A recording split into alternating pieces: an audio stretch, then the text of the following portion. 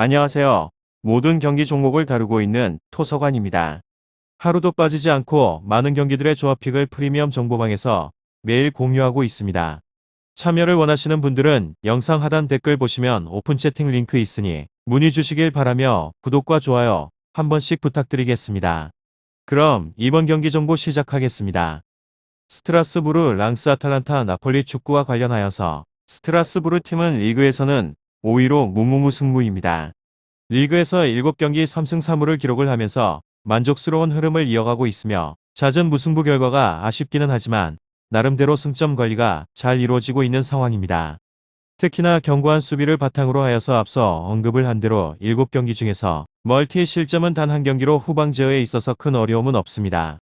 리그에서 6위부터 시작을 하여서 12위 팀들을 상대로 한 5번의 홈 경기에서도 모두 1실점 이내로 실점을 최소화가 잘 이루어지는 중입니다. 현 수비 퍼포먼스를 고려하게 되었을 때에는 이번 일정에서 역시나 최대 1실점 이내에 그치게 될 가능성이 높다는 점입니다. 이곳의 1선과 2선의 화력이 아쉽습니다. 최근 5경기 중에서는 멀티로 득점을 기록을 하게 된 경기는 단 한 경기이고 총 4골 득점으로 경기수 대비를 하여서 저조한 득점률을 기록 중에 있습니다. 그렇지만 전방으로의 볼 공급에 있어서는 큰 어려움이 없다는 점이 긍정적인 요소이며 직전에 로리앙 0대0 무승부 전 득점을 기록을 하지는 못하였지만 팀이 시도를 하게 된 전체 슈팅 13회 중 61.5%, 8회가 상대방의 PK 박스 안에서 시도가 되었습니다. 스트라스부르 랑스 아탈란타 나폴리 그리고 공격 전개 자체는 잘 이루어지는 중입니다. 다음으로 랑스 팀 리그에서는 8위로 무승패 무승 분위기가 나쁘지 않은데 최근 5경기에서 2승 2무 1패를 기록 중에 있습니다. 지난 브레스트의 0대1 패배전으로 인해서 다소 가라앉은 분위기였는데 이후 2경기에서는 1승 1무를 기록을 하면서 분위기 반전에 성공을 하였습니다. 나름 준수하게 득점에 대한 페이스를 이어가면서 앞서 치르게 된 5경기 중에서 2경기에서 멀티로 득점 이상을 기록을 하면서 득점 생산에 있어서 큰 어려움이 없는 상황이기도 합니다. 직전에 클레르몽 3대1 승리 전 필드 위에서 골키퍼를 제외를 한 10명의 선수 모두가 슈팅을 시도를 하였을 정도로 공격적인 전개가 원활하게 이루어지고 있는 중입니다. 더불어서 팀이 시도를 하게 된 전체 슈팅 20회 중에서 70%가 상대 PK 박스 내에서 이루어진 상황이었습니다. 다음으로 아탈란타 나폴리의 경기의 아탈란타 팀입니다. 이곳은 리그에서 5위로 패승무승승 최근에 팀 분위기가 그리 나쁘지는 않습니다. 직전 볼로냐전 1대0 승리를 포함을 하여서 최근 4번의 경기에 있어서는 패배가 없습니다. 최근 리그에 있어서 성적이 다소 아쉽기는 하지만 최근 리그에서의 3경기에서 1승 1무 1패입니다. 유로파리그 경기에 있어서는 난적 레버쿠젠을 잡아내고 난 후에 8강 진출에 성공을 하였습니다. 스쿼드 상황이 좋지 않은 상황에 있어서 의외로 만족스러운 결과를 내게 된 곳입니다. 이곳의 현재 가장 큰 문제점은 공격 쪽에 있습니다. 핵심 1선의 자원인 자파타가 부상으로 이탈을 하게 되면서 공격력이 크게 감소가 되었습니다. 최근 5경기 중에서 멀티 득점은 1회인 곳입니다. 본래 활발한 압박을 통하여서 볼을 빠르게 탈취를 하고 난 후에 상대를 가둬놓고 난 후에 공격을 진행을 하는 팀인데 1선이 자파타에서 무리엘로 바뀌면서 공격의 활력이나 압박의 힘을 확실하게 잃어버린 상황입니다.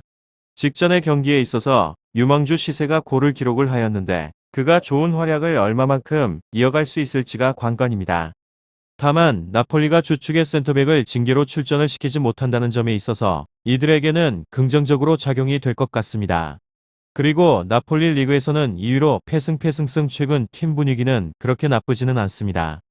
직전에 이번의 경기에서 2연승을 기록을 하면서 AC 밀란전에서 아쉬웠던 패배의 흐름을 빠르게 끊어내는데 성공을 하였습니다. 이 2경기 모두 멀티로 득점을 기록을 하였다는 점이 인상적입니다.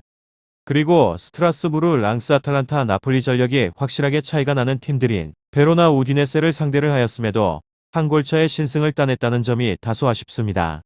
이번 경기에 있어서도 경기력이 완벽하지 못할 예정으로 가장 큰 문제점이라고 할 수 있는 점은 공격의 핵 오시멘이 경고 누적으로 인해서 출전을 할 수 없다는 점입니다.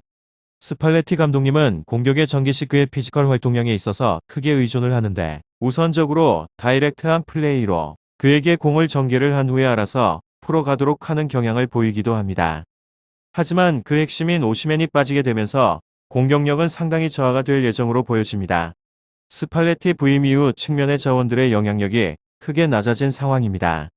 그렇기에 다른 쪽에서 활로를 찾기가 쉽지 않다는 점이 핵심으로, 더불어서 중원의 지엘린스키마저 빠지게 되면서 3선의 지원 능력도 크게 떨어집니다. 아탈란타에 비해서 더 큰 문제는 직면한 상황인데 마땅한 대체적인 자원도 없다는 점으로 쉽지 않은 경기가 될 것 같다는 생각을 해봅니다. 확실하게 아탈란타도 자파타의 부상 이탈로 인해서 최근에 공격력이 크게 감소를 한 모습을 보이고 있는 중입니다. 다만 그렇지만 무리엘이라는 대체적인 자원이 있다는 점이 힘이 될 것 같고, 반면 나폴리는 공격의 코어인 오시멘이 빠지게 되면서 영향을 크게 받을 것 같기도 합니다. 결코 이 선수를 대체할 자원이 없기도 하고, 스팔레티 감독 부임 이후 측면 활용도가 크게 줄어들어서 이 선의 득점도 기대를 하기 어렵습니다. 스트라스부르, 랑스, 아탈란타, 나폴리 축구 잘 알아보시고 좋은 결과 얻어보시길 바랍니다.